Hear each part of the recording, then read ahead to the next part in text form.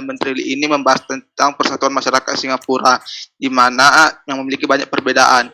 Dalam pidatonya, Perdana Menteri menjelaskan adanya isu beberapa tempat di Singapura yang masyarakatnya memiliki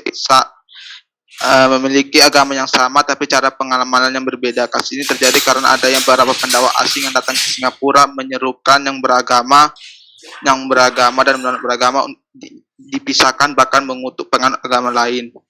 Ia juga menjelaskan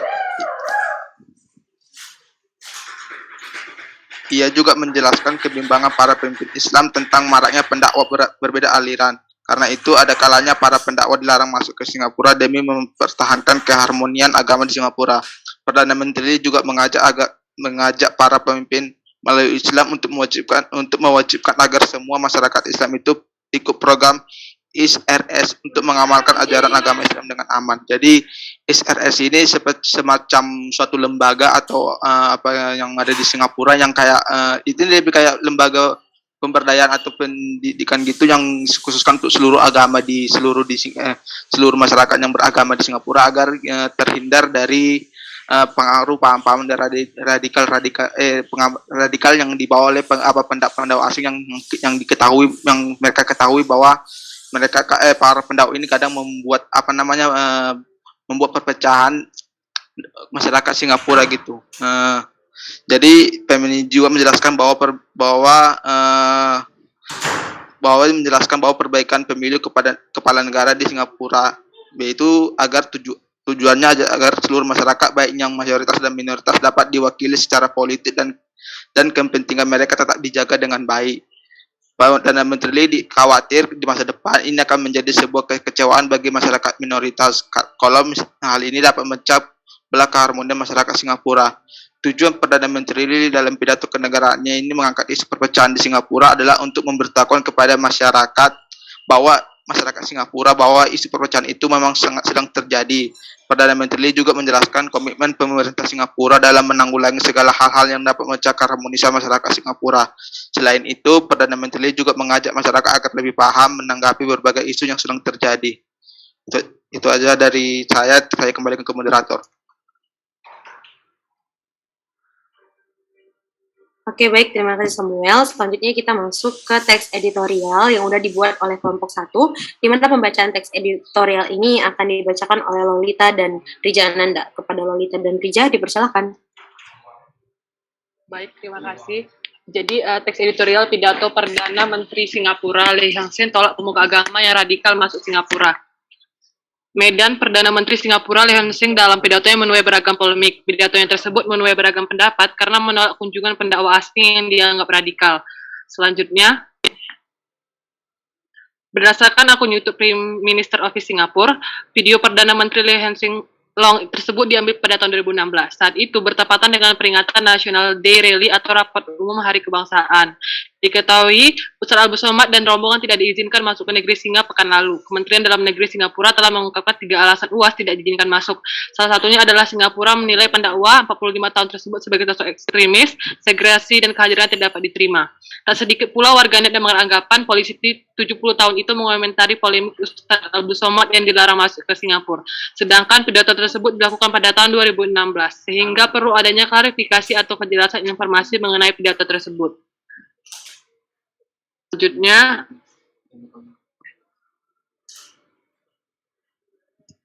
next slide, Samuel.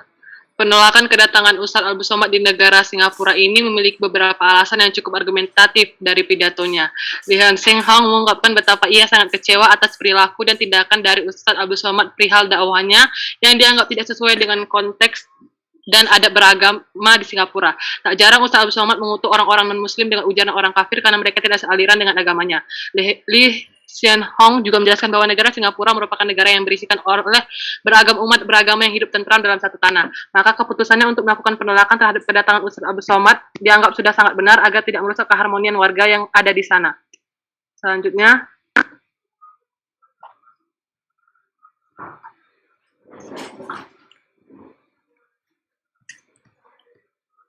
Dalam pidatonya, Lee Hyun-soo juga memberitahukan rencananya untuk melatih dan membimbing para rakyat Melayu Islam dalam sebuah organisasi, agar nantinya dapat menjadi guru yang beradab dan menyebarkan ilmu agama Islam sesuai dengan konteks negara Singapura. Selanjutnya akan dibacakan oleh Rija Ananda. Pada Rija Ananda dipersilakan. Baik, untuk terlepas dari kontroversi penolakan Perdana Menteri terhadap kedatangan Ustadz Abdul Somad, dibaliknya alasan-alasan dikemukakan oleh Lee Hsien Loong cukup masuk akal dan netral. Baginya, tidak semua negara memiliki konteks ajaran agama yang sama. Terkadang ada satu dua hal yang tidak mudah untuk diterima oleh negara lain akibat perbedaan pola pikir dan paham sehingga dapat menciptakan kekacauan. Bukan karena rasa benci, keputusan ini diambil oleh Lee Hsien Loong agar masyarakat Singapura tidak terkena dampak negatif atas dakwah yang tidak wajar dan tetap percaya sistem keagamaan. Next slide.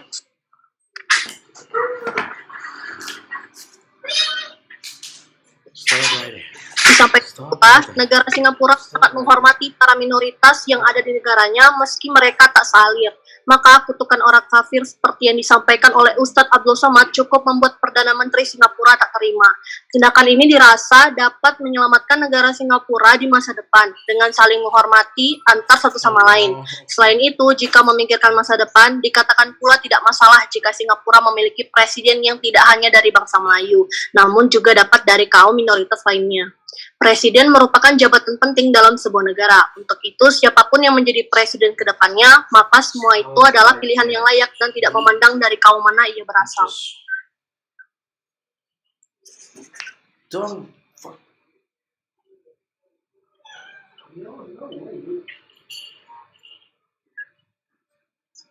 Peresmian Masjid Yusof Ishak dengan pelantikan kepala suku pertama di Woodlands menjadi bukti bahwa masyarakat Singapura akan menerapkan nilai-nilai murni dan hidup sesuai dengan nilai-nilai demokrasi, keberbagian kaum dan budaya. Pemutaran berupa video nasihat dari Yusof Ishak seolah menjadi sumber kekuatan mengapa masyarakat Singapura harus hidup damai. Melalui pemutaran video Yusof Ishak pula, Lee Hsien Loong mengatakan bahwa negara Singapura bisa berjaya sebab mengikuti nasihat dari Yusof Ishak tentang bagaimana harus terus mengikuti visi misi dan juga lebih bersemangat untuk bersatu padu walaupun memiliki keyakinan yang berbeda dan menjanjikan bahwa seluruh masyarakat Singapura akan diwakili secara adil.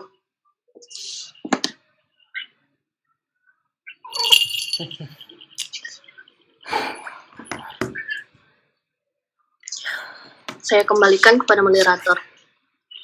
Baik, terima kasih Lolita dan Rija. Selanjutnya kita masuk ke bagian kesimpulan, di mana kesimpulan yang kami dapat yaitu video tersebut merupakan pidato Perdana Menteri Lee Hsien Loong yang dibawakan pada tahun 2016 silam dalam National Day Rally atau Rapat Umum Hari Kebangsaan.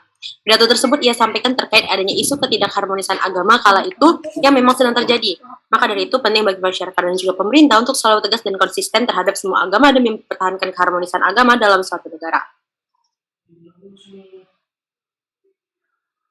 Next slide.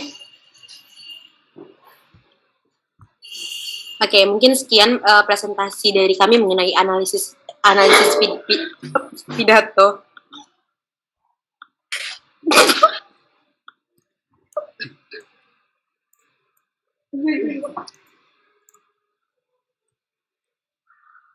Kembali.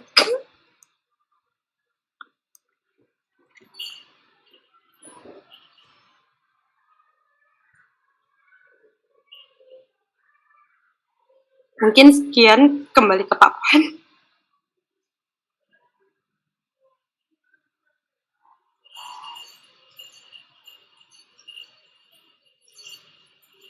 Pak masih di mute, Pak. Oh ya, silakan kelompok 2 presentasi. Nanti sekalian Bapak review dengan kelompok-kelompok yang lain. Silakan kelompok 2. Baik Pak, sebentar ya Pak.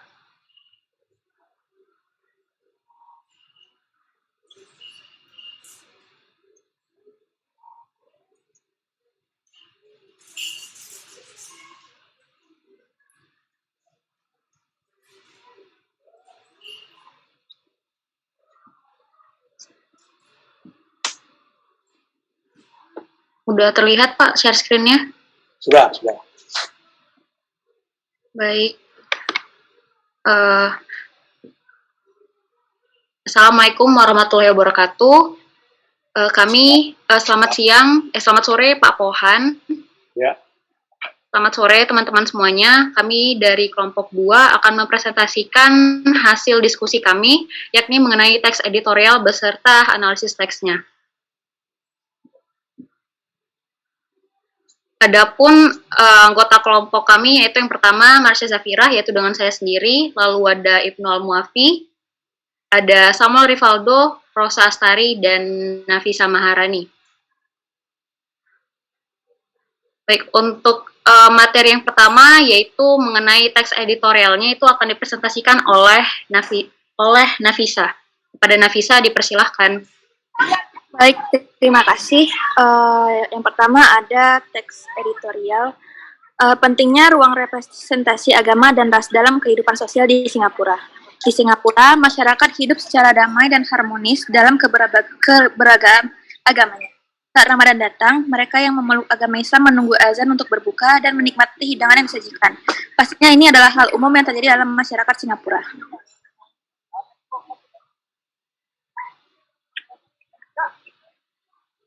Lee Hsien Loong berpendapat bahwa di negara lain hal yang sama belum pasti terjadi, karena bahkan agama yang sama pun diamalkan dengan cara yang berbeda-beda.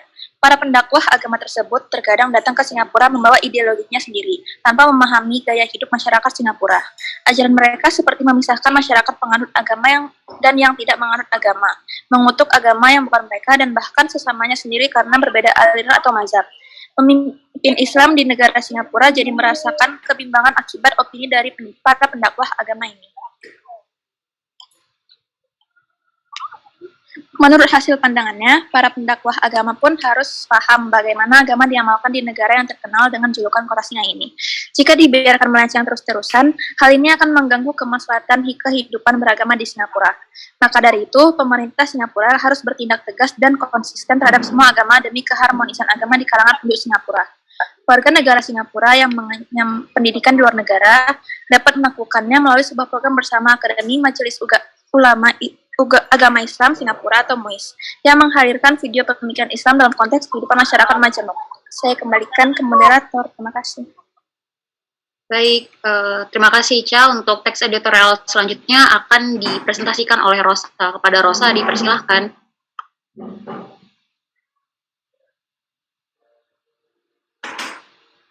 Oke, saya izin lanjut. Karena itu perlu adanya pemahaman isu-isu terbaru dalam program pelatihan Ustadz kredibel dan profesional yang terkandung di dalam program ini. Hal ini juga didukung oleh Menteri Yaakob Ibrahim yang mencanangkan untuk menyebarkannya ke seluruh masyarakat.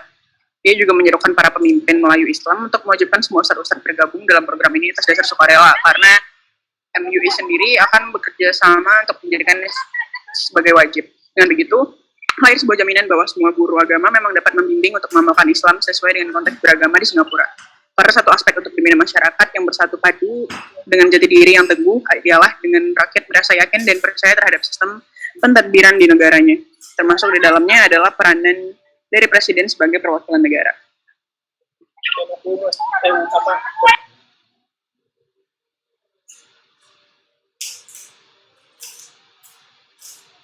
Rosa boleh dilanjut. Maaf, saya izin lanjut lagi. Lee Hsien Loong berpendapat sistem presiden terpilih perlu diperbaiki. Para pemilihan presiden saat ini membuat calon presiden dari kalangan non-Chinese lebih sulit untuk terpilih. Dan hal ini lama-kelamaan akan menimbulkan perasaan kecewa dan rasa di kalangan masyarakat minoritas. Karena itu perlu adanya perubahan dan pengambilan tindakan saat suasana sedang aman dan rakyat bersatu. Singapura sendiri menjadi sebuah negara merdeka karena tiap masyarakatnya memiliki peluang yang sama tanpa memandang bahasa ataupun agama. Bahkan masyarakat minoritasnya juga memiliki ruang untuk mengamalkan budaya dan cara hidup mereka tanpa dipinggirkan atau ditindas oleh masyarakat mayoritas Cina Singapura. Terima kasih, saya kembalikan. Baik, terima kasih Rosa. Untuk materi selanjutnya akan dibawakan oleh Sam. Pada Samuel dipersilahkan.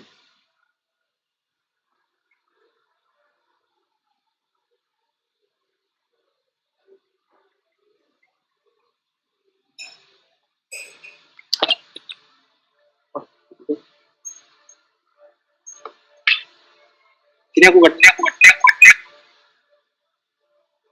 Yap. Jadi perlu dipastikan bahwa dari waktu ke waktu ada presiden dengan etnis Melayu, India, ataupun kaum minoritas lainnya. Dengan begitu, presiden terpilih memiliki kepiawaian tinggi yang sama layaknya. Menurutnya, penting untuk para kaum minoritas merasa bahwa mereka terwakilkan di kehidupan sosial dan kepentingan mereka terjaga dengan baik. Mantan Presiden Yusuf dahulu berdiri mewakili semua rakyat Singapura dan mendirikan sebuah masjid baru di daerah Woodlands yang diatasnamakan dirinya, Masjid Yusuf Ishak. Masjid ini akan menerapkan nilai-nilai murni yang diperjuangkannya. Next. Baik, masyarakat Singapura perlu menghadapi segala perbedaan dengan sikap sabar dan rasa ingin pelajari, agar agak aneka perbedaan menjadi mutlak terjaminnya. Kita perlu terus bekerja keras agar bersatu hati. Semua ragam ras diwakilkan secara adil di Singapura. Inilah tonggak agar Singapura dapat hidup harmoni, maju, dan makmur, dan bisa menyanyikan majulah Singapura bersama-sama sebagai kesatuan.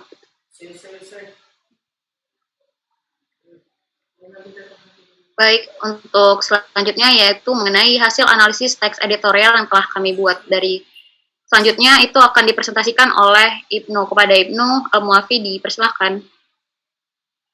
Terima kasih Marsha. Setelah membaca teks editorial pentingnya ruang representasi agama dan ras dalam kehidupan sosial di Singapura, terlintas satu frase dalam pikiran, yaitu pedang bermata dua. Mengapa dikatakan demikian? Teks editorial ini dapat menjadi pedoman bagi negara lain atau justru membuat negara lain merasa tersinggung.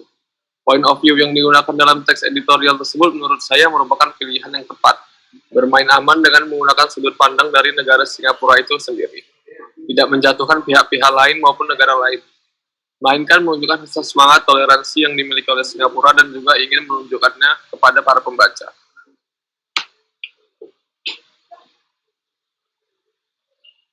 Next. Bentar ya, ini macet.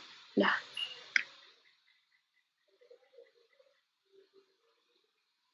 Perasaan semangat ini pun didukung kembali oleh penulis ketika kita mengetahui bahwa ternyata terdapat serangan dari luar negara, yaitu para ulama-ulama yang ketika berdakwah di Singapura menyebarkan rasa kebencian. Penulis kembali bermain aman di sini tanpa memasukkan info-info mengenai ulama mana yang melakukan hal ini. Atau mungkin memang itu langkah yang diambil oleh negara itu sendiri. Meski negara merasa terganggu dengan adanya aktivitas ini, tapi kembali lagi di sini tidak ditunjukkan oleh penulis rasa terganggu itu. Seolah-olah kita sebagai pembaca diajak untuk mengerti untuk menghentikan kebencian, tidak harus dengan kekerasan. Namun seperti yang tertulis di atas, yaitu bagai pedang bermata dua, hal ini bisa jadi pemicu ketersinggungan bagi ulama atau negara lain. Baik, saya ambil alih. Pada Ibnu, terima kasih. Tidak hanya itu, bagian penutup dari teks editorial ini pun cukup menarik, di mana tidak hanya membahas tentang rasa semangat toleransi yang dimiliki oleh Singapura, melainkan juga menunjukkan sikap kritis terhadap negara itu sendiri. Penulis membahas mengenai pemilihan presiden yang kurang fair karena terkesan tidak memberikan tempat bagi keturunan non-Chinese.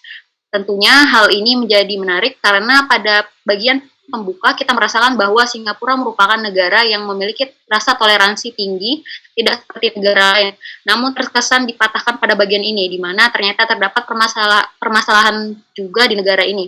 Tetapi tidak diakhiri dengan kesan yang buruk. Penulis menutup teks editorial ini dengan cukup menarik. Rasa semangat itu ditimbulkan lagi, serta seperti meyakinkan bahwa akan datang hari di mana toleransi merupakan sesuatu yang menjadi kegiatan sehari-hari. Ditutup dengan kalimat pendek namun sangat berarti, seolah kita mengerti bahwa penulis ingin meninggalkan pesan penuh rasa semangat kepada para pembaca. Masuk kesimpulan, teks editorial yang berjudul Pentingnya Ruang Representasi Agama dan Ras dalam Kehidupan Sosial di Singapura ini bagaikan pedang bermata dua. Hal ini dikarenakan teks editorial ini dapat memberikan pedoman bagi suatu negara dan di sisi lain dapat menimbulkan ketersinggungan bagi pihak lain. Teks editorial ini menggunakan point of view yang tepat dengan bermain aman, menggunakan sudut pandang dari negara Singapura, serta tidak menjatuhkan pihak ataupun negara lain. Selain itu, semangat toleransi yang dimiliki oleh Singapura turut diikutsertakan dalam teks bahwa segala perbedaan yang ada haruslah dihadapi dengan kesabaran. Baik, itu saja presentasi dari kelompok 2. Apabila ada kesalahan, mohon maaf. Diskusi saya kembalikan kepada Pak Pohan. Terima kasih. Oke, terima kasih banyak dari kelompok 2 ya. Ya, kita lanjut saja terus kelompok 4.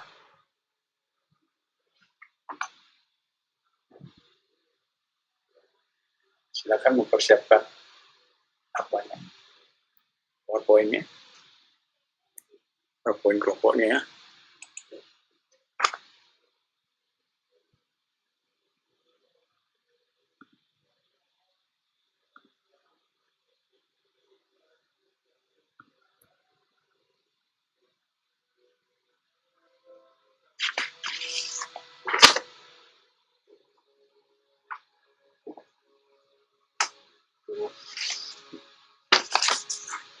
Mana kelompok 4?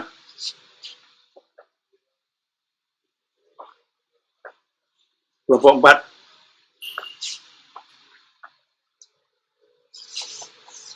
Nggak ada yang hadir ya. Silakan kelompok 6. Iya Pak. Bagaimana? Untuk kelompok saya bisa share screen? Kelompok berapa ini? Iya Pak. Ya, kelompok berapa maksudnya? Ini kelompok 6 Pak. Oke, 6 ya. Silakan share screen.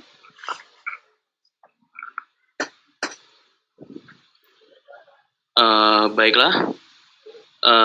Assalamualaikum warahmatullahi wabarakatuh.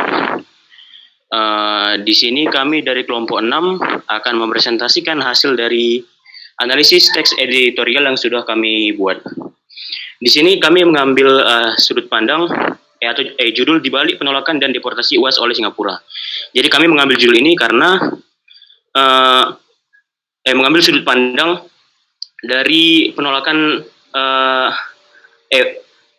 terangkatnya kembali video pidato Perdana Menteri Singapura karena penolakan atau deportasi UAS oleh Singapura. Selanjutnya, next slide.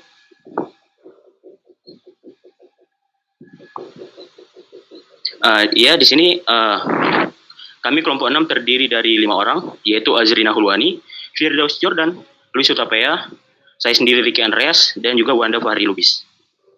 Next. Baiklah, untuk teks editorialnya akan dibacakan oleh teman kami Firdaus Jordan. Kepada Firdaus dipersilahkan. Oke, terima kasih moderator. Saya akan membaca teks editorial yang berjudul Dibalik Penolakan dan Deportasi UAS oleh Singapura. Perdana Menteri Singapura, Lee Hsien Loong, berpidato dalam bahasa Melayu dan menjelaskan banyak pendakwa dari berbagai agama ditolak masuk. Videonya beredar beberapa hari setelah dideportasinya UAS oleh negeri Singa itu. Pidato Perdana Menteri Singapura, Lee Hsien Loong, dalam bahasa Melayu terkait pendakwa berbagai agama yang ditolak sangat erat kaitannya dengan UAS mengingat waktu video ini beredar. Deportasi UAS dari Singapura berbuah nota protes dari Indonesia dan berujung demo di Kedubes Singapura. Video yang viral dari Perdana Menteri Singapura Lee Hsien Loong berpidato dalam bahasa Melayu menjelaskan banyak pendakwa dari berbagai agama yang ditolak. Berikut potongan transkrip video viral di WA yang asalnya dari Perdana Menteri Singapura Lee Hsien Loong berpidato dalam bahasa Melayu yang sangat pasti. Agama yang sama dijalankan dengan cara berlainan. Beberapa pendakwa asing yang datang ke sini tidak paham konteks berbilang bahasa dan bangsa Singapura. Mereka menyeru supaya para penganut agama dan bukan penganut atau agama mereka dipisahkan. Selanjutnya, mereka mengutuk orang beragama lain dan ada kalanya mengutuk seagama mereka sendiri hanya karena berbeda aliran dan mazhab. Mereka menganjurkan amalan dan adat yang boleh dibawa pada Singapura. Sebilangan pemimpin Islam sudah menyuarakan kebimbangan ke mereka dan kami memantau perkembangan ini. Pendakwa asing pernah dilarang masuk ke Singapura. Ada pendakwa beragama Islam, ada pendakwa beragama lain. Yang jelas pemerintah harus tegas dan konsisten terhadap semua agama demi mempertahankan keharmonisan kita. Video jelas menunjukkan watermark Prime Minister Office yang ditujukan akun YouTube Prime Minister Office Singapura. Dari melihat daftar video unggahan, diketahui video Perdana Menteri Lee Hsien Loong tersebut diambil pada tahun 2016 pada momen peringatan National Day Rally dalam video berjudul Rapat Hari Kebangsaan 2016, ucapan bahasa Melayu. Isi video bisa jadi dikorelasikan dengan UAS Namun yang jelas video ini dibuat 6 tahun sebelum kasus UAS. Terima kasih, saya kembalikan ke moderator.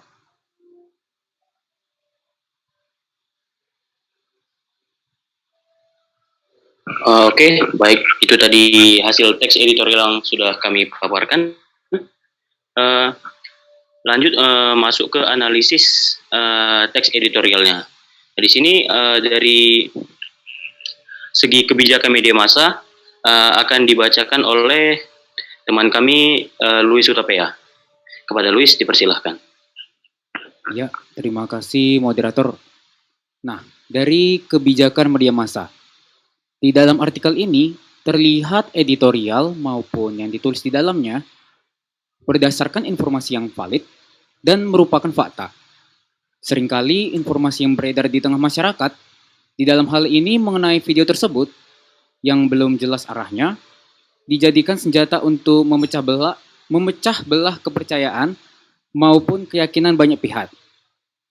Dikarenakan hal itu, artikel ini berupaya untuk meluruskan pandangan masyarakat agar tidak terjatuh ke dalam hoax dan dapat melihat sebuah kejadian dari banyak sisi yang berbeda. Ya, saya kembalikan ke moderator. Baik, terima kasih Luis. Untuk selanjutnya,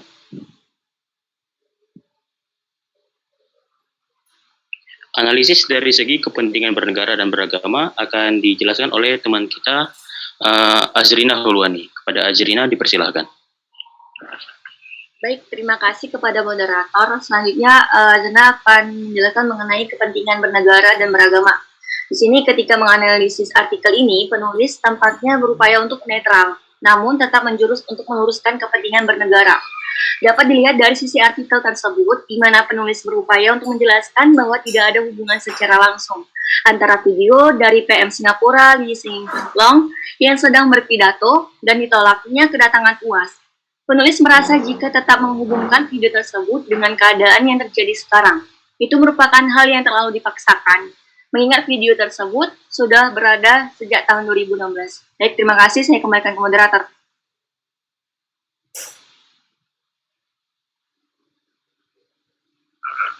Baiklah, terima kasih kepada Azrina.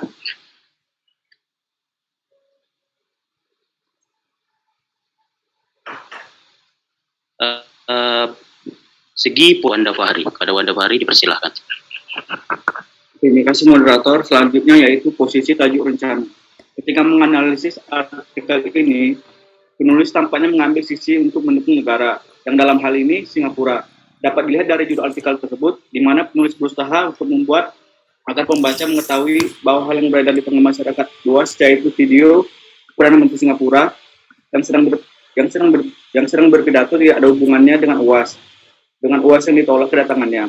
Tajuk rencana ini dibuat oleh penulis agar masyarakat dapat melihat kejadian ini tidak hanya dari satu arah, melainkan banyak arah yang berbeda. Terima kasih, saya kembalikan ke moderator.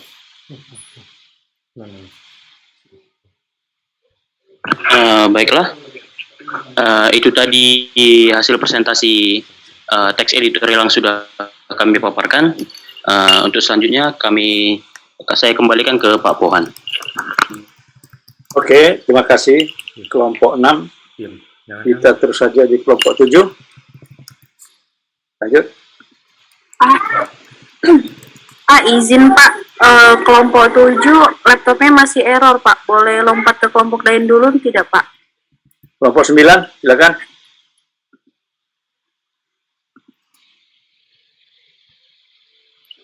Silakan kelompok 9.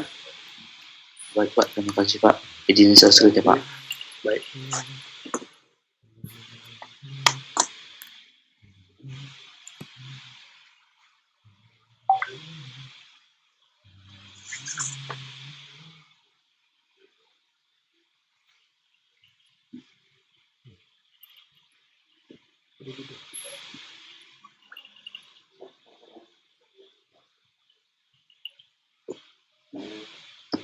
Sudah terlihat Pak. Oh iya. Besar ya. Baik, bismillahirrahmanirrahim. Assalamualaikum warahmatullahi wabarakatuh. Selamat sore kepada Pak Pohan dan teman-teman semuanya. Di sini kami dari kelompok 9 ingin mempresentasikan mengenai analisis video pidato Perdana Menteri Singapura. Sebelumnya di kelompok 9 ada saya sendiri, Serdar Fadli Ginting, ada Ripaska Filian Gerneng, ada Muhammad Fikri Razak, David Nicholas Damanik, ada Hans Philip. Untuk Ripaska Filian, Pak, izin Pak tidak bisa berhadir karena sedang sakit katanya Pak. Oke. Dan selanjutnya, pentingnya toleransi dalam beragama yang akan disampaikan oleh Hans Philip Matthew. Kepada Hans dipersilakan.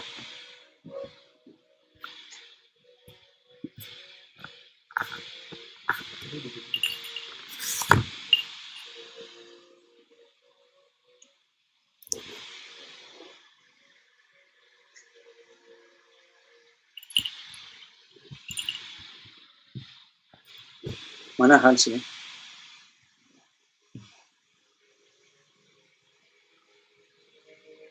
Ya Pak. Oke.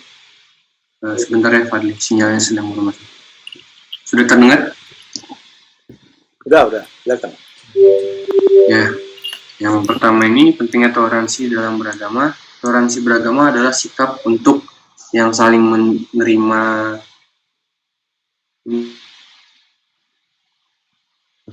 umat dengan agama yang beragam.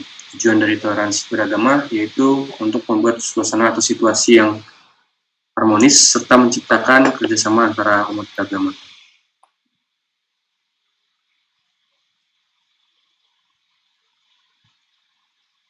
Baik, bentuk kerjasama umat beragama adalah berbagai bentuknya.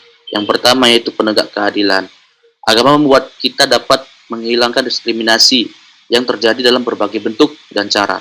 Yang kedua dengan cara perbaikan moral. Agama itu ada dengan tujuan supaya pesan-pesan yang terkandung dalam agama dapat disajikan pedoman untuk bertindak.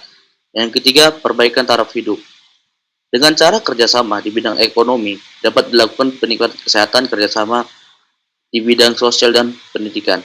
Yang menjadi faktor pendorong toleransi dalam kehidupan antar umat beragama adalah yang pertama, kesadaran dalam beragama itu. Kemudian yang kedua, seringnya mengikuti kegiatan sosial. Kemudian yang ketiga, kebijakan peraturan dan yang dibuat oleh pemerintah. Baik, selanjutnya kita masuk kepada definisi toleransi dalam beragama. Toleransi beragama merupakan sikap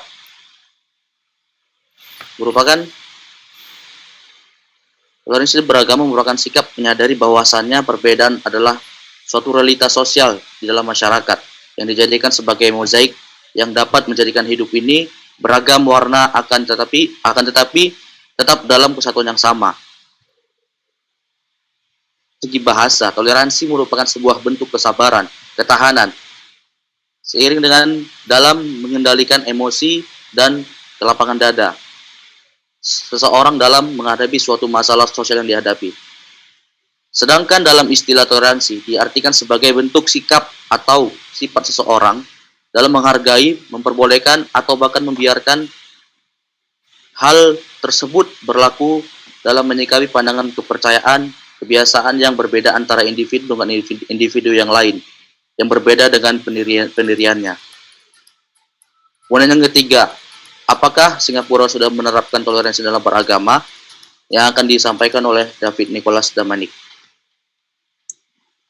Baik, apakah Singapura sudah menerapkan bertoleransi antar agama?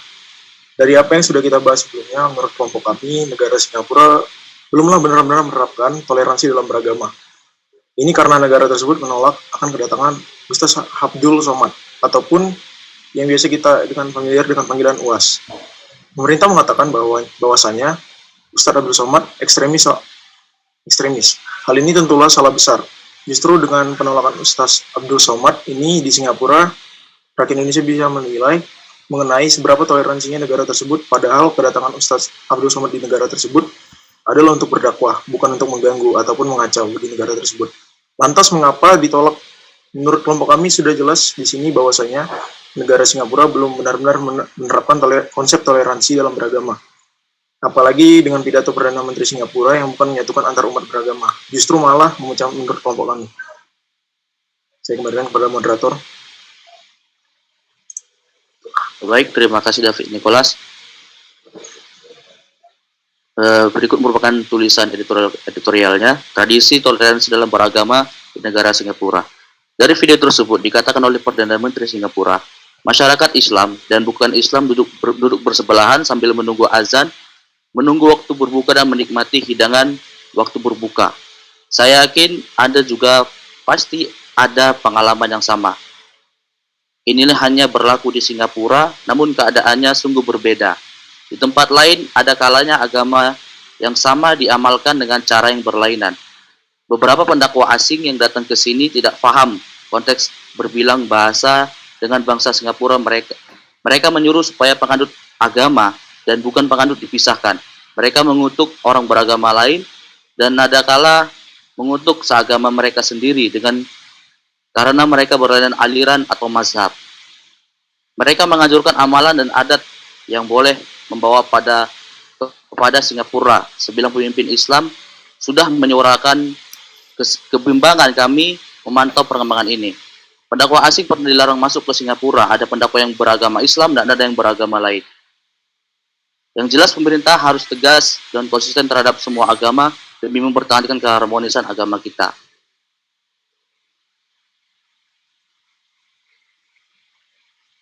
Toleransi dalam pergaulan hidup antar umat beragama yang didasarkan kepada setiap agama menjadi tanggung jawab pemeluk agama itu sendiri.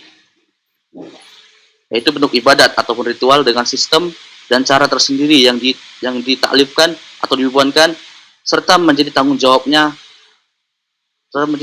orang yang memeluknya atas dasar itu, maka toleransi dalam pergaulan hidup antar umat beragama bukanlah toleransi dalam masalah-masalah keagamaan, melainkan perwujudan sikap keberagamaan pemeluk suatu agama dalam pergaulan hidup antara orang yang seagama dalam masalah-masalah kemasyarakatan dan kemaslahatan umum.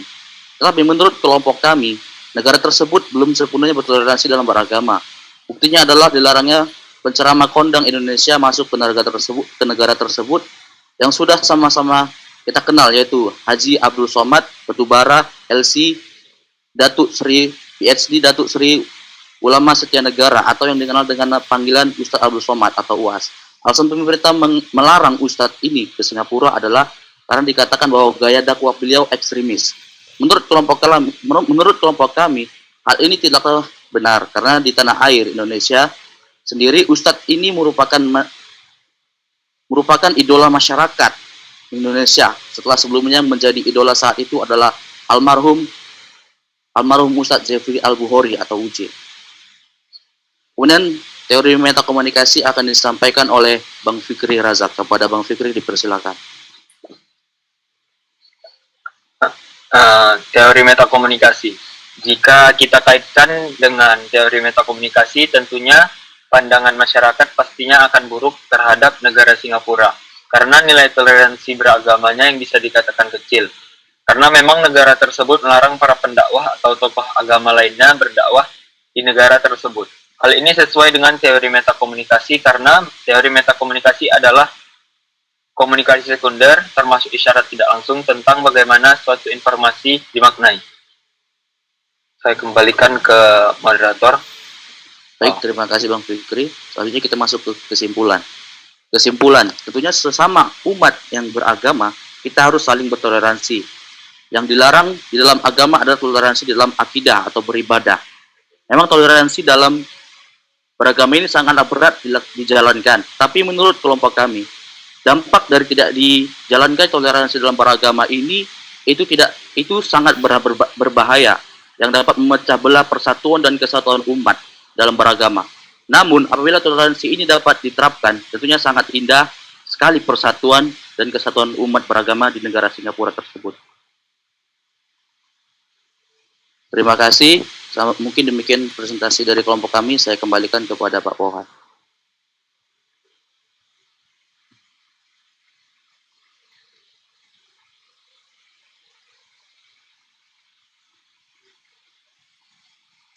Maaf Pak Pohan masih di mute mic-nya.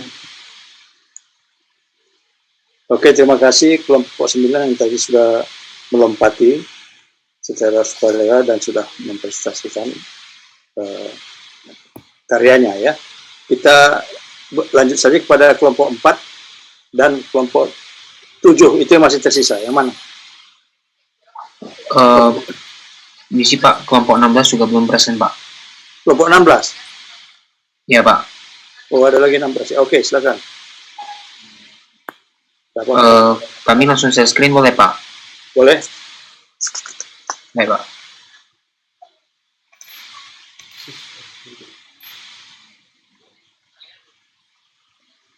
Sebelumnya apakah layar saya sudah terlihat? Sudah. Baik, terima kasih atas kesempatannya Pak. Selamat sore Bapak dan teman-teman sekalian.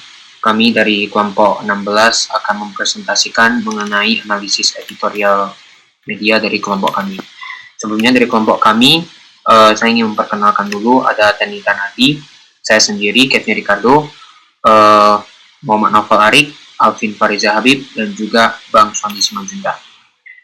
Untuk yang pertama, saya akan mempersilahkan teman saya, Teddy Kanadi, untuk membaca slide pertama.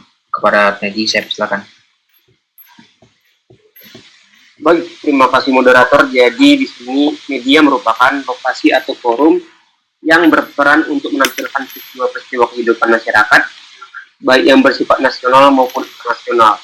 Dia menjadi dominan bukan saja bagi individu untuk memperoleh gambaran dan citra realitas sosial, tetapi juga bagi masyarakat dan kelompok secara kolektif. Media menyuguhkan nilai-nilai dan penilaian secara normatif yang dibarukan dengan berita dan hiburan. Selanjutnya, kebijakan redaksi merupakan sikap media massa terhadap suatu peristiwa. Biasanya dituangkan dalam bentuk editorial atau tajuk rencana. Isi dari editorial sudah dipastikan adalah sebagai cerminan dari kebijakan redaksi suatu lembaga pers atau media massa. Sedikitnya ada 3 dasar pertimbangan media untuk menyiarkan atau tidak suatu peristiwa, di antaranya ideologi, politik, dan bisnis. Sekian dari saya kembalikan kepada moderator. Baik, terima kasih Teddy atas penjelasannya. Selanjutnya saya akan menjelaskan mengenai bagaimana kebijakan editorial media.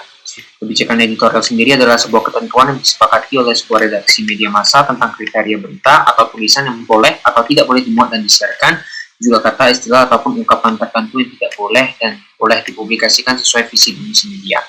Kebijakan editorial merupakan dasar pertimbangan yang menjadi acuan sikap media terhadap suatu peristiwa, di mana kebijakan tersebut biasanya tertuang dalam bentuk editorial atau tajuk rencana. Isi dari editorial dapat mencerminkan visi misi serta ideologi dari media yang bersangkutan. Berapa pertimbangan kebijakan editorial biasanya terlihat dari dasar pertimbangan untuk menayangkan atau tidak menayangkan suatu peristiwa untuk dijadikan sebuah berita. Hal tersebut dikarenakan persaingan industri media yang semakin cepat membuat kebijakan redaksi menjadi penentu alur berjalannya sebuah media. Selanjutnya, saya akan mempersilakan teman saya, Muhammad Naufal Arik, untuk menjelaskan slide ini. Kepada Arik, saya persilakan. Terima kasih Kevin. Selanjutnya, tulisan berita yang berjudul Sikap PMLI terhadap Toleransi dan Pluralisme di Singapura. Menurut kelompok kami, kebijakan editorial berita media tersebut hanya sebatas bagaimana pandangan Perdana Menteri Singapura terhadap pluralisme dan sikap toleransi di negaranya. Dari judul beritanya ini, tidak ada unsur mencoba menggiring opini publik akan kejadian yang sedang terjadi. Dalam acara National Day Rally atau yang sering disebut dengan Rapat Umum Hari Kebangsaan, Lee Hsien Loong menyampaikan terkadang kondisi seperti ini tidak dapat ditemukan di setiap daerah. Dirinya menjelaskan bahwa ada kalanya agama yang sama diamalkan dengan cara yang berlainan. Namun yang pasti Lee Hsien Loong menyampaikan bahwa setiap warga negara Singapura mempunyai hak dan kesetaraan yang sama di negara Singapura. Salah satu topik yang dibawakan oleh PMLI adalah terkait kondisi masyarakat multiras dan multiagama di Singapura. Masyarakat Islam dan bukan Islam duduk bersebelahan. Mereka menunggu azan untuk berbuka dan menikmati hidangan yang disajikan. Saya yakin Anda juga ada pengalaman yang sama. Ini hanya berlaku di Singapura. Sekian, saya kembalikan kepada moderator. Terima kasih Arik. Selanjutnya, saya akan mempersilakan teman saya yang bernama Alvin untuk menjelaskan slide selanjutnya. Kepada Alvin, saya persilakan. Terima kasih moderator. Selanjutnya, editorial tersebut menunjukkan sikap PMLI terhadap toleransi dan pluralisme di Singapura. Berisikan ungkapan penjelasan dari Perdana Menteri Singapura yaitu Lee Hsien Loong. PMLI mengatakan ia sangat mendukung toleransi dalam umat beragama. Ini sendiri menunjukkan kepentingan negara lebih diutamakan. Ia juga menyikapi isu yang sedang terjadi sebagaimana seharusnya, yaitu pemerintahan memantau perkembangan serta selalu bersifat konsisten dan tegas terhadap semua agama demi mempertahankan keharmonisan agama di Singapura. Hal ini menunjukkan bahwa media memosisikan diri untuk kepentingan negara. Baik, terima kasih Alvin. Selanjutnya, saya akan kembali menjelaskan. Menurut kami, bahasa yang ada dalam teks editorial ini sangat halus dan tidak memancing keributan. Dari sana dapat kita lihat bahwa tajuk rencana ini mencoba untuk memosisikan masyarakat dan media menjadi hal yang utama, dikarenakan berbentuk sebagai kontrol sosial terhadap segala sesuatu yang terjadi di masyarakat, sehingga memiliki adilan besar dalam menilai setiap keputusan, apalagi yang menyangkut hal yang bersinggungan dengan agama dan kenegaraan. Banyaknya kritik-kritik yang diungkapkan sebagai kontrol sosial dari pihak redaksi dikarenakan surat kabar elektronik adalah bagian dari media online yang bisa digunakan sebagai penyalur dan pembentuk pendapat umum.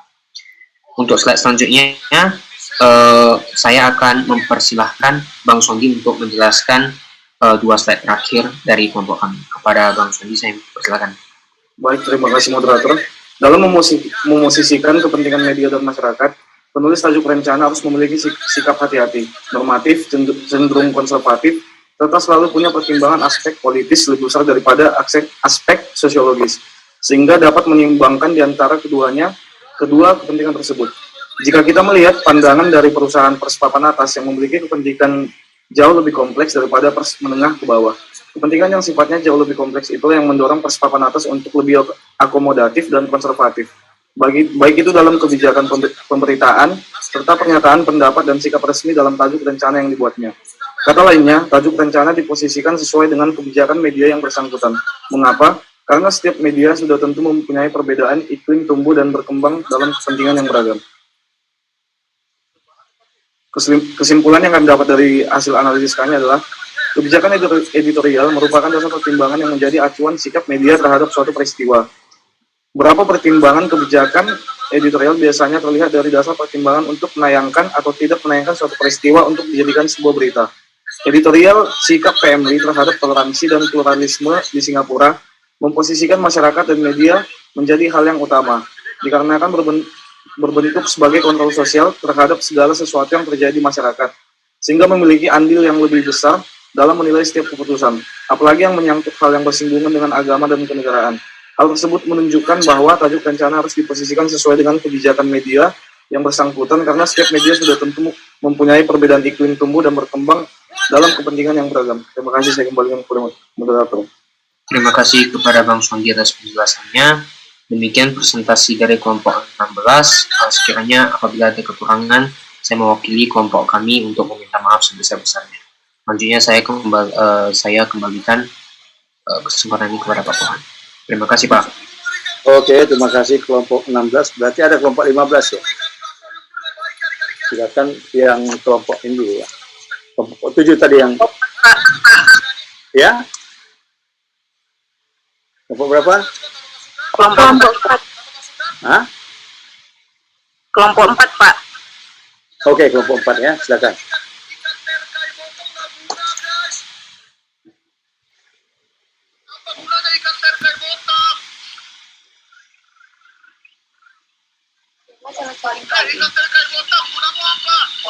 Oke, selamat sore teman-teman semua. Kami dari kelompok 4 berisikan ada 5 anggota, ada Ica Kumala Dewi, Rizky Andini Nasution, Deswita, Iva Zulfa, dan Sevilla Mayori.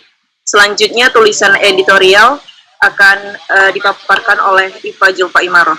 Kepada Iva dipersilahkan. Baik, yang pertama yaitu korelasi pidato Perdana Menteri Lee Hsien Loong dengan penolakan UAS di Singapura. Dalam potongan video pidato Perdana Menteri Singapura yang diambil pada tahun 2016 silam, saat itu tepatnya dalam peringatan National Day Rally atau Rapat Umum Hari Kebangsaan, dalam pidatonya tersebut, beliau menegaskan bahwa Singapura, kesetaraan ras dan agama merupakan sesuatu yang sangat fundamental. Dalam pidatonya tersebut, ia menyebutkan dalam konteks beragama rakyat Singapura hidup berdampingan dan saling mendukung. Keadaan ini tentu berbeda di negara lain, karena itulah beliau paham banyak pendakwa asing tidak memahami konteks kebangsaan Singapura. Beliau menganggap adanya perbedaan konteks kebangsaan ini membuat beberapa pendakwa asing yang datang ke Singapura menyerukan bahwa antar penganut agama harus dipisahkan. Hal ini dikhawatirkan membawa ancaman bagi Singapura jika tidak segera mengambil tindakan. Setiap guru agama Islam harus memahami bagaimana Islam diamalkan di Singapura. Bahkan bagi pelajar yang belajar di luar negeri dalam program Science Research Program atau SRT di Universitas Raja Ratnam School of International Studies bersama Majelis Ugama Islam Singapura atau MUIS menganjurkan kursus mengenai pemahaman Islam dalam masyarakat majemuk. Oleh karena itu, pemerintah Singapura sudah sejak lama mengantisipasi pendakwa asing yang dianggap radikal masuk ke Singapura. Pada tanggal 16 Mei 2022 kemarin, salah satu ulama besar Indonesia, Ustaz Abdul Somad, ditolak kedatangannya oleh Singapura. Alasan keberangkatan Ustaz Abdul Somad ke Singapura untuk berlibur bersama keluarga dan sahabat.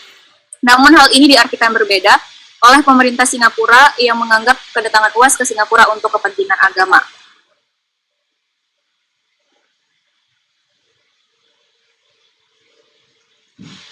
UAS sendiri sudah menjelaskan tujuannya datang ke Singapura untuk berlibur, bukan untuk berdakwah. Pada hari kedatangan UAS saat itu, staf pelabuhan tidak dapat menjelaskan alasan beliau ditolak. Dikutip dari laman resmi Kementerian Dalam Negeri Singapura, alasan UAS ditolak adalah karena dikenal sebagai sosok yang menyebar ajaran ekstremis dan segregasi. Hal ini bertolak belakang dengan masyarakat multiras dan multiagama Singapura. Kementerian Dalam Negeri Singapura juga menyebutkan 4 alasan UAS dianggap ekstremis, yaitu UAS memperbolehkan bom bunuh diri dalam konteks konflik Palestina-Israel, UAS terang-terangan menyebut orang muslim sebagai kafir, UAS dianggap sering memberikan komentar yang merendahkan komunitas agama lain, dan yang terakhir, UAS dianggap tidak menghargai Singapura karena menyebutkan Singapura bagian dari tanah Melayu.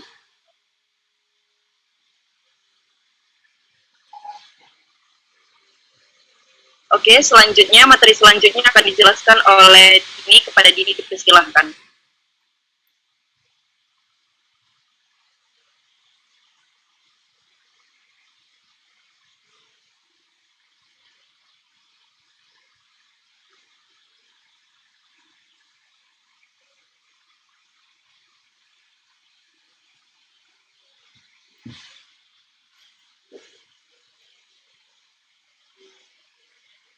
Mana ini orangnya? Baik, terima kasih, Cak. Adapun analisis pidato pada Perdana Menteri Singapura, menurut analisis kami, video berdurasi 10 menit pidato yang disampaikan PM Singapura 2016 silam koheren dengan apa yang terjadi baru-baru ini, di mana UAS dideportasi dari Singapura terkait dengan isu agama yang menimbulkan polemik. Kami melihat dari sisi lain bahwa Singapura memiliki hak untuk menerima warga negara asing yang datang dikarenakan isu agama di Singapura berdasarkan empiris bahwa ulama yang pernah masuk ke Singapura mencoba untuk menghegemoni masyarakat Singapura, dimulai dari mengkotak-kotakan orang yang beragama dan tidak beragama, atau bahkan egosentris dalam ajaran agama atau mazhab tertentu. Dan juga berdasarkan pidato yang disampaikan PM Singapura 2016 silam, beliau dalam pernyataannya setelah dari apa yang pernah terjadi di Singapura bahwa pemerintah Singapura harus tegas dan terus memantau potensi konflik agama yang akan memecah belah masyarakat Singapura. Dan juga kami melihat bahwa berdasarkan pernyataan resmi dari Kemendagri Singapura bahwa UAS dikenal dengan ajaran ekstremis dan segregasi yang tidak bisa diterima di masyarakat multiras, multiagama di Singapura. Artinya bahwa di sisi lain Singapura berhak untuk melakukan tindakan deportasi UAS. Karena berdasarkan menurut pasal 13 Undang-Undang Keimigrasian, pejabat imigrasi bisa menolak warga asing yang masuk ke negara ini. Dan tentunya itu adalah hak setiap warga negara. Namun dalam pandangan yang lain, kami juga menganalisis bahwa ketika yang disampaikan PM Singapura dalam pidato tersebut, tentu boleh untuk lebih berhati-hati apa yang pernah terjadi. Namun, bukan berarti semua yang berbau agama yang sebenarnya belum tahu kebenarannya langsung dijustifikasi sebagai sosok ekstremis. Dan kami melihat bahwa ketika isu agama yang akhirnya memicu polemik yang pertama adalah UAS adalah tokoh ulama yang terkenal di Indonesia dengan berbagai isi ceramahnya yang bisa dipertanggungjawabkan secara keilmuan, khususnya dari Al-Quran dan hadis. Dan ini yang tentunya bisa menjadi konflik yang berkelanjutan karena tuduhan yang belum tahu kebenarannya dan tindakan yang sebenarnya juga melanggar resolusi PBB tentang anti-Islamophobia. Selanjutnya akan dijelaskan oleh kawan kami, Ica Kumaladewi.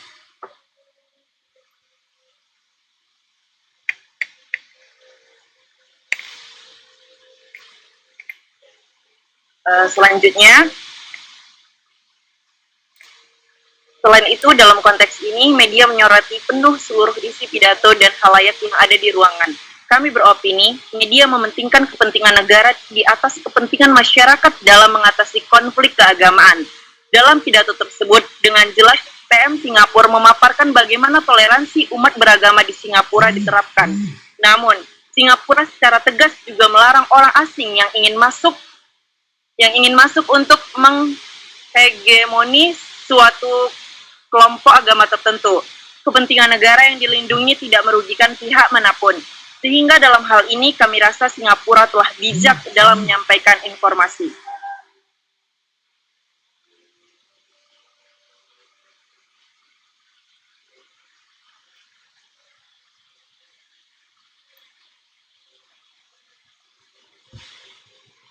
Baik, selanjutnya, dalam hal ini media tentu sudah baik dalam menginformasikan untuk kebaikan dengan mengurangi konflik di Singapura.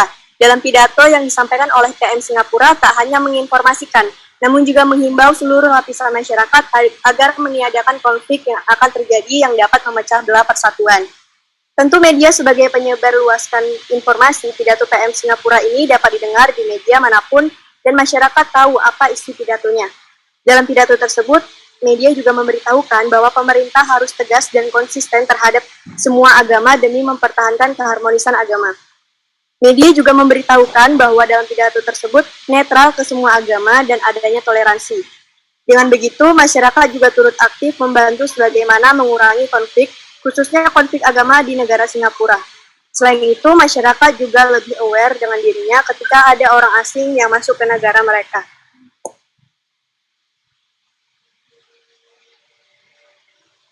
Sekianlah presentasi dari kelompok 4. Saya kembalikan kepada Bapak. Oke, terima kasih kelompok 4. Masih ada kelompok lagi yang tercatat di sini, yaitu ada kelompok 15 dan kelompok 7 ya. Silakan. Kemana nih? Izin kelompok 13 belum presentasi. 13 belum ya? Belum, Pak. Tunggu dulu, Pak. Lihat ya.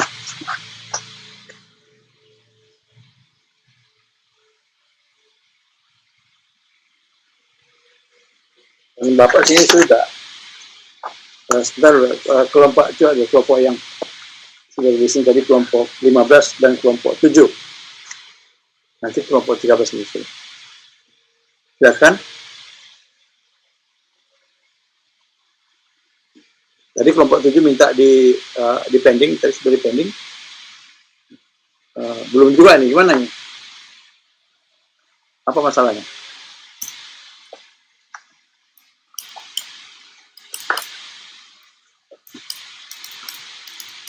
Ini kelompok berapa? Ini mana? Kelompok berapa ini?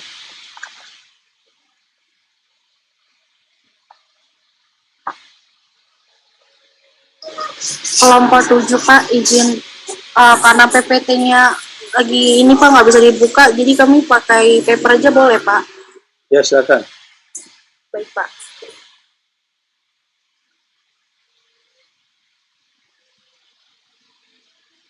Oke, Pak, saya mulai, Pak, ya.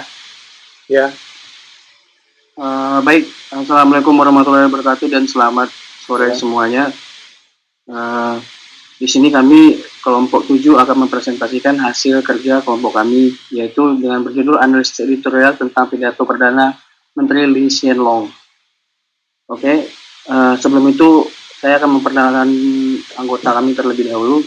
Yang pertama ada Miftahul Jana Sima, ada Muhammad Azril Akbar, ada Muhammad Fauzan Asar, saya sendiri, ada Septrian Arnika Marin Tarigan, dan Daniel Togatorob. Oke.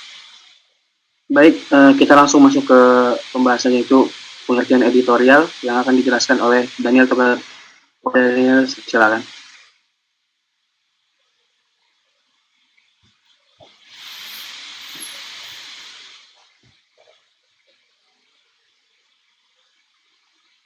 Sepertinya Daniel ada gangguan jaringan ya. Oke, baik, akan saya lanjutkan. Pertama-tama kita masuk ke pengertian editorial terlebih dahulu. Editorial merupakan rubrik yang terdapat dalam berita massa seperti koran. Menurut Setianingrum tahun 2013, menjabarkan bahwa tajuk rencana merupakan editorial dalam surat kabar yang memuat artikel utama pandangan redaksi terhadap hal-hal penting yang bersifat aktual jika surat kabar yang diterbitkannya. Tajuk rencana memuat artikel masalah aktual, opini redaksi yang hangat, kritik dan saran maupun harapannya agar masyarakat mempunyai peran serta. Sejalan dengan pendapat tersebut, Romli menyatakan pada tahun 2009 editorial atau kolom adalah sebuah rubrik khusus di media massa cetak yang berisikan karangan atau tulisan pendek yang berisikan pendapat subjektif penulisnya tentang suatu masalah. Rubrik khusus ini umumnya bernama asli itu kolom. Namun ada pula media massa yang menggunakan nama lain seperti resonansi dan refleksi dari Republika, asal-usul dari Kompas, perspektif dari umat, dan sebagainya. Penulisnya disebut kolumnis. Oke, sampai situ saja. Kemudian kita masuk ke pengertian metakomunikasi. Komunikasi tidak hanya tergantung pada pesan, tetapi juga pada hubungan antara pembicara dengan lawan bicaranya. Metakomunikasi adalah suatu komentar terhadap isi pembicaraan dan sifat hubungan antara yang berbicara, yaitu pesan di dalam pesan yang menyampaikan sikap dan perasaan pengirim terhadap pendengar. Contohnya tersenyum dan ketika sedang marah. Oke, kita masuk ke artikel editorial yang akan dijelaskan oleh Septrian. Kepada Septrian, saya persilakan. Baik, terima kasih. Heboh, Singapura tolak dan deportasi pemuka agama pendatang. Dilansir pada beberapa portal berita online Indonesia seperti Kompas, Tribun, dan Disway ID, pemerintah Singapura melakukan inisiatif tentang upaya penolakan masuknya beberapa pendakwa asing ke dalam negara Singa tersebut. Menurut pemerintah Singapura, sejumlah pendakwa asing yang ditolak dapat dinilai tidak memahami konteks keberadaan dan inklusif multibudaya di Singapura. Hak penolakan ini murni dari negara tetangga Indonesia ini. Pernyataan ini telah diperjelas oleh Perdana Menteri Singapura Lee Hsien Loong dalam pidatonya tahun 2016 yang viral beberapa waktu lalu. Lee Hsien Loong, sosok Perdana Menteri Singapura yang menegaskan dari pidatonya tentang penolakan beberapa pendakwa asing untuk masuk ke negaranya. Lee menegaskan bahwasannya penolakan oleh pemerintahannya didasari murni oleh kepentingan negara. Lee mengaku telah mengamati konteks perbedaan mazhab yang terjadi dimanapun berada. Pendakwa menyeru supaya pengadut agama dipisahkan. Pendakwa mengutuk orang yang beragama lain ada kala mereka mengutuk seagama mereka sendiri, karena mereka berlainan aliran atau mazhab. Tutur Lee dalam sebuah pidato yang beredar di WhatsApp Group sejak Jumat 20 Mei 2022. Lee menyambung bahwasannya sebagian pemimpin Islam telah menyampaikan kebimbangannya. Konteks perbedaan ternyata telah memicu api besar, reaksi saling hina, ejek, dan terkesan memaksakan kehendak. Singapura sebagai negara yang multikultural tentunya menolak, menjaga keharmonisan bangsanya dengan keberagaman. Dengan ini, Singapura memantau perkembangan luar. Dan kami memantau perkembangan ini. Pendakwa asing pernah dilarang masuk ke Singapura. Ada pendakwa beragama Islam, ada pendakwa beragama lain yang jelas pemerintah harus tegas dan konsisten terhadap semua agama demi mempertahankan keharmonisan agama kita, tutur Lee dalam pidatonya. Lee juga memperkenankan masyarakat mengamalkan Islam dalam konteks bernegara di Singapura.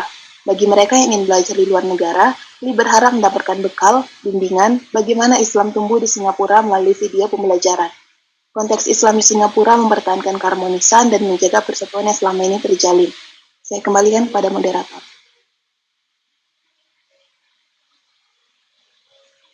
Baik, terima kasih atas penjelasannya. Kita masuk ke analisis editorial yang akan dijelaskan oleh Azril. Pada Azril, saya persilakan. Baik, terima kasih Fauzan. Kita masuk ke analisis editorial. Bagaimana kebijakan editorial media tersebut? Terdapat berita yang disajikan mengenai deportasi yang dilakukan Singapura dianggap menjadi hal yang serius. Pasalnya, Singapura menolak kunjungan oleh pendakwa asing yang dianggap akan berdampak negatif bagi negaranya. Menurut pemerintah Singapura, beberapa pendakwa asing yang ditolak dapat dinilai tidak memahami konteks keberadaannya dan tidak termasuk multikulturalisme. Di Singapura, hak menolak ini sepenuhnya ada pada negara tetangga Indonesia ini. Pernyataan ini ditegaskan oleh Perdana Menteri Singapura Lee Hsien Loong dalam pidatonya tahun 2016 yang viral beberapa waktu lalu. Lee Hsien Loong, tokoh Perdana Menteri Singapura yang menegaskan dalam pidatonya penolakan terhadap pengkhotbah asing tertentu untuk masuk ke negaranya. Lee melanjutkan bahwa beberapa pemimpin Muslim telah menyatakan keraguan mereka. Konteks yang berbeda memicu curahan reaksi yang besar, saling menghina, saling mengejek, dan seolah memaksakan kehendak mereka. Singapura sebagai negara multikultural tentu menolak hal tersebut dengan tetap menjaga kerukunan bangsa dengan keberagaman. Dengan kejadian tersebut, adanya rangkuman penyampaian dari beberapa portal berita yang menyusun berita di atas, yang mana menjawab dengan detail permasalahan yang terjadi. Untuk itu, media mengambil sisi yang benar dalam pemberitaan kali ini, dengan memanfaatkan angle yang tepat agar keadaan menjadi jelas. Tidak adanya keberpihakan, namun posisi antara media dan masyarakat tidak jauh berbeda, yang mana ingin menerima kebenaran akan informasi yang beredar. Bisa dilihat bagaimana info ini sangat sensitif bagi negara sehingga perlu diperjelas lagi. Baik, saya kembalikan ke moderator. Baik, analisis selanjutnya akan dijelaskan oleh Mifta. Kepada Mifta, siapa silakan. Baik, kita masuk ke analisis yang selanjutnya, yaitu bagaimana media memposisikan kepentingan negara dengan kepentingan media. Dalam pemberitaan kali ini kita dapat mengamati bagaimana tingkat kepentingan yang akan didahulukan melalui sebuah pemberitaan oleh portal berita. Terlihat media tetap menempatkan informasi dan kebenaran sebagai dasar utama bagi pemberitaan di dalam negeri, yang mana akan berdampak pada kepentingan media dan negara yang seimbang. Bagi media asal Indonesia satu ini menyampaikan dengan lugas isi kejadian dan alurnya secara terang-terangan untuk meluruskan kejadian serta tidak adanya kesalahpahaman yang ditutup-tutupi. Pemberitaan beberapa portal berita online Indonesia seperti Kompas, Tribun, dan Disway ID, menurut pemerintah Singapura, beberapa pendakwa asing yang ditolak dapat dinilai tidak memahami konteks keberadaan dan integrasi multikultural di Singapura. Pernyataan ini ditegaskan oleh Perdana Menteri Singapura Lee Hsien Loong dalam pidatonya tahun 2016 yang viral beberapa waktu lalu. Lee Hsien Loong, karakter Perdana Menteri Singapura yang menegaskan dari pidatonya menolak beberapa pengkhotbah asing untuk masuk ke negaranya. Singapura sebagai negara multikultural tentu menolak hal tersebut, menjaga kerukunan bangsa dengan keberagaman. Dengan ini, Singapura memantau perkembangan eksternal, dakwah asing pernah dilarang masuk Singapura. Lee juga mengizinkan orang untuk memperpraktikkan Islam dalam konteks negara di Singapura. Bagi yang ingin keluar di luar negeri, Lee berharap mendapat regulasi dan panduan tentang bagaimana Islam berkembang di Singapura melalui video pembelajaran. Kalangan Muslim di Singapura menjaga kerukunan dan menjaga persatuan yang telah terjadi selama ini. Dan analisis selanjutnya, bagaimana tajuk rencana memosisikan kepentingan media dan masyarakat. Nah, dengan tajuk yang ada, maka dapat dengan jelas menggambarkan keadaan bagaimana gambaran hebohnya situasi di saat pidato yang mencuat dari Perdana Menteri Singapura, menjadikan hal yang dianggap serius karena berkaitan langsung dengan salah satu tokoh agama di Indonesia. Tidak ada yang terlalu memberatkan kepentingan yang ingin didahulukan antara media dan masyarakat. Dengan begitu, posisi yang ada melalui tajuk rencana tetap memperhatikan jalannya sebuah pemberitaan yang efektif. Saya kembalikan kepada moderator. Baik, terima kasih Mifta atas penjelasannya. Baik, kita masuk ke dalam penutup ya. Jadi, di sini ada kesimpulan. Dilihat dari artikel di atas bahwa editorial tersebut membahas tajuk rencana dengan isi informasi yang sebenarnya. Editorial ini memberikan berita terkini terkait Singapura yang tolak dan deportasi para pemuka agama pendatang. Kesimpulan dari berita tersebut menunjukkan bahwa isu yang telah beredar benar adanya, di mana ada bukti video pidato Perdana Menteri Lee yang menyatakan atau mengatakan pendakwa asing memang pernah dilarang masuk ke Singapura karena beberapa hal. Editorial tersebut juga memposisikan kepentingan media maupun negara dengan seimbang. Keduanya memberitakan berita yang sebenarnya tanpa dibubuhi berita hoax. Editorial tersebut membahas tajuk rencana dengan isi informasi yang sebenarnya. Editorial ini memberikan berita terkini terkait Singapura yang tolak dan deportasi para pemuka agama pendatang. Kesimpulan dari berita tersebut menunjukkan bahwa isu yang telah beredar benar adanya, di mana ada bukti video pidato Perdana Menteri Lee yang menyatakan pendakwa asing memang pernah dilarang masuk ke Singapura karena beberapa hal. Okay, next. Dapat kita ketahui melalui editorial ini, di mana tajuk rencana merangkum beberapa portal media lain yang menunjukkan bahwa editorial ini berusaha untuk tetap objektif dengan melihat angle-angle lain yang ada agar detail permasalahan terjadi menjadi jelas. Pemberitaan pun tetap efektif. Hal bertujuan untuk menjaga tidak adanya keberpihakan antara posisi media dan kepentingan masyarakat yang membubuhkan yang membutuhkan informasi yang tepat, terlebih lagi informasi tersebut sangat sensitif dalam pembahasannya. Oke, baik, sekian presentasi dari kelompok kami. Apabila ada salah kata atau ucapan, saya mohon maaf. Saya akhiri, wabillahi taufiq wal hidayah. Wassalamualaikum warahmatullahi wabarakatuh dan selamat sore. Saya kembalikan ke Pak Puan. Oke, kelompok 7. Masih ada dua kelompok lagi ya? Kelompok berapa itu? 14 ya? Ya Pak, kelompok 15 sama kelompok 13 tadi ya? 15, 13 ya? Oke, mana orangnya ada? 13 sama 15. Kelompok 13 boleh. Enggak, ada orangnya. Hadir Pak. Hadir Pak. Kelompok 15. Kelompok berapa? Kelompok satu lagi tadi itu?